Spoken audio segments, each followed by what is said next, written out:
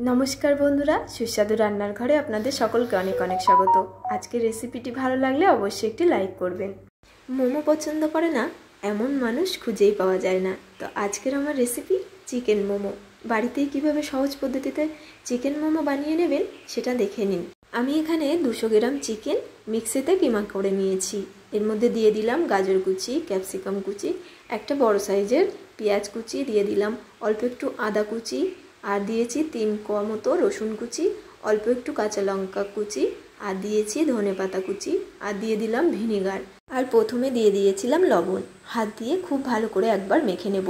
আপনারা চাইলে দোকান থেকেও এই কিমা করে নিয়ে আসতে পারেন। তো আমি মিক্সিতে খুব ভালো করে কিমা করে নিয়েছি। এটা ঢেকে রেখে দেব। ওটা ঢেকে রেখে দিলাম 20 মিনিটের জন্য। এদিকে একটা পাত্রে আমি 1 কাপ ময়দা নিয়ে নিয়েছি, তার মধ্যে দিয়েছি সামান্য একটু চিনি আর দিয়েছি হাফ চামচ লবণ। জল দিয়ে একটা ডো বানিয়ে এটাও কিন্তু ঢেকে রেখে দেব। আজকে শুধু মোমো বানাবো না, আমরা সঙ্গে টমেটো সস ও চিকেন স্যুপও থাকবে। তো আশা করছি আপনাদের ভালো লাগবে। ভিডিওটা কিন্তু কেটে দেখবেন না। আমি এখানে 4টে টমেটো দুভাগ করে নিয়ে এটা গরম করে তার উপরে কিন্তু এইভাবে একটু ঝলসে নিতে হবে। এখানে 4-5 কোয়া রসুন আর 3টে শুকনো লঙ্কা। লঙ্কার পরিমাণটা আপনারা কমও দিতে পারবেন। এটা একটু ঝলসে নিয়ে এবারে আমি একটা মিক্সিং জারে নিয়ে নিলাম আর দিয়ে দিয়েছি অল্প একটু আদা আর এখানে দিয়েছি 1 টেবিল চামচের মতো জল। একদমই মিহি পেস্ট তৈরি করে নেব।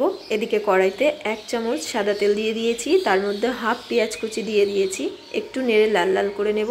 এই পেঁয়াজের মধ্যে এবারে দিয়ে দেবো 1 চামচ কাশ্মীরি লঙ্কার গুঁড়ো। মার্ক করবেন, লঙ্কা দেওয়ার যে ক্লিপটা সেটা আমার ডিলিট হয়ে গেছে, ওই কারণে আপনাদেরকে দেখাতে পারলাম না।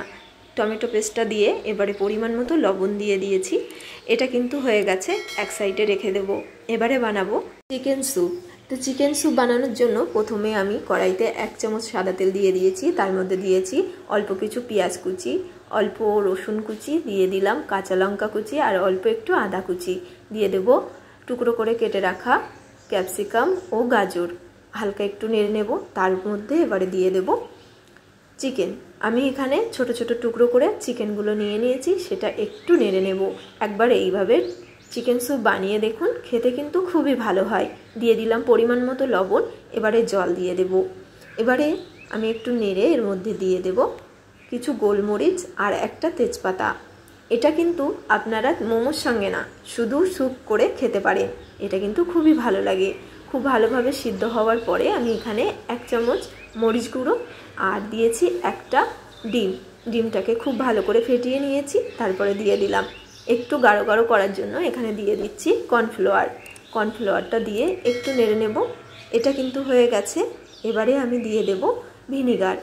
ভিনিগারটা দেওয়া অবশ্যই দরকার। এবারে আবার একটু নেড়ে নিয়ে এবারে দিয়ে দিলাম ধনেপাতা কুচি।